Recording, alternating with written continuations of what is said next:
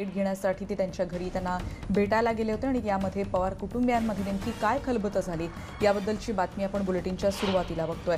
काल शरद पवार आणि सुप्रिया सुळेंची भेट घेण्यासाठी पार्थ पवार रात्री गेले होते आणि सुशांत सिंग प्रकरणात सीबीआय चौकशीची मागणी का केली यावर पार्थ यांनी पवारांना स्पष्टीकरण दिलं अशी माहिती कळते आणि त्यांनी दिलगिरी व्यक्त केली अशी सूत्रांकडून माहिती मिळते। शरद पवार यांनी पार्थ यांना यापुढे पार्टीची चौकट मोडू नये अशा सूचना केल्याचं समजतंय। पण पार्थ पवार यानंतर आता काय निर्णय घेणार, अजित पवारांची नेमकी काय भूमिका असेल या सगळ्या प्रश्नांची उत्तरं मात्र अजून मिळू शकलेली नाहीत। पण पवार कुटुंबियांमध्ये काही वाद आहेत का, शरद पवार आणि अजित पवारांमधले मतभेद पुन्हा वाढतायत का, यावर सध्या राजकीय वर्तुळात चर्चा रंगत आहेत। आत्ताच्या क्षणाची आपण महत्त्वाची बातमी बघतोय। काल पार्थ पवार जेव्हा शरद पवार यांना भेटायला गेले होते तेव्हाची ही दृश्य आपण एकीकडे बघतोय।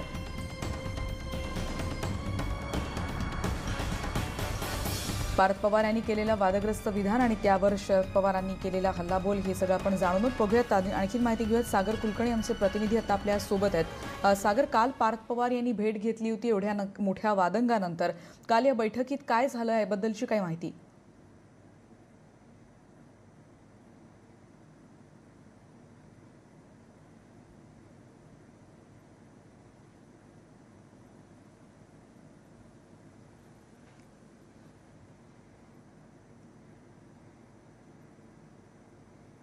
सागर, माझा आवाज तुमच्यापर्यंत पोहोचतोय?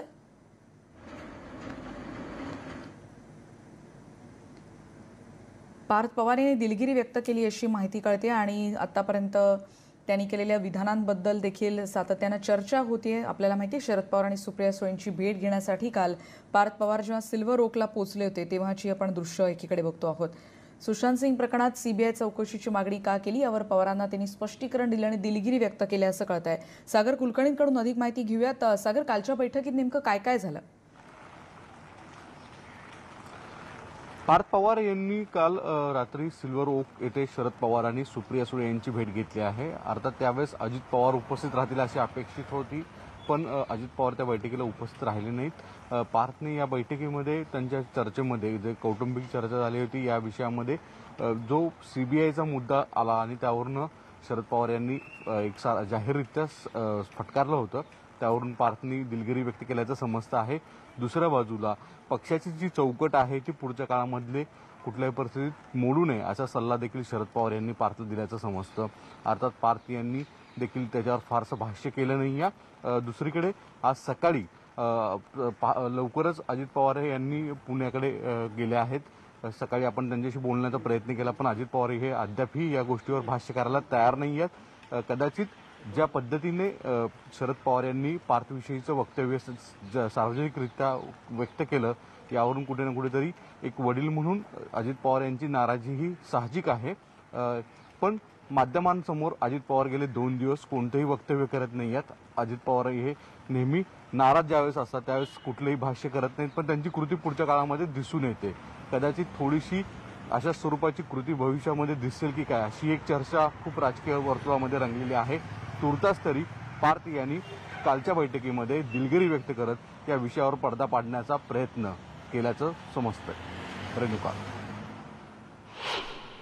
धन्यवाद सागर, या माहितीबद्दल। आपण बघतोय काल रात्री झालेली ही बैठक आणि त्यामध्ये दिलगिरी व्यक्त केल्याची सूत्रांकडून माहिती मिळते। आणि आता पुढची बातमी आपण बघणार आहोत, विद्यार्थ्यांसाठी अत्यंत महत्त्वाची, कारण कोरोनाच्या संकटामुळे अंतिम वर्षांच्या परीक्षांवर सावट होतं आणि या संदर्भात एक महत्त्वाची बातमी अशासाठी, कारण अंतिम वर्ष परीक्षा घेण्याच्या विद्यापीठ अनुदान आयोगाच्या भूमिकेला केंद्र सरकारनं पाठबळ दिलंय। सगळ्याच विद्यापीठांना अंतिम वर्षाच्या परीक्षा घ्यायला अनुमती देण्यात आल्याची माहिती केंद्रीय गृहमंत्रालयाच्या वतीनं प्रतिज्ञापत्राद्वारे सुप्रीम कोर्टात देण्यात आली आणि या प्रकरणावर आज सुनावणी होणार आहे। परीक्षा घेण्याबद्दल विद्यापीठ अनुदान आयोगानं 6 जुलैला मार्गदर्शक सूचना जारी केल्या होत्या आणि परीक्षा ऑनलाईन, ऑफलाईन किंवा संमिश्र पद्धतीनं घेण्याची मुभाही आयोगानं दिलेली आहे। या परीक्षा 30 सप्टेंबरपर्यंत पूर्ण कराव्यात अशा सूचना आयोगानं विद्यापीठांना दिल्या होत्या।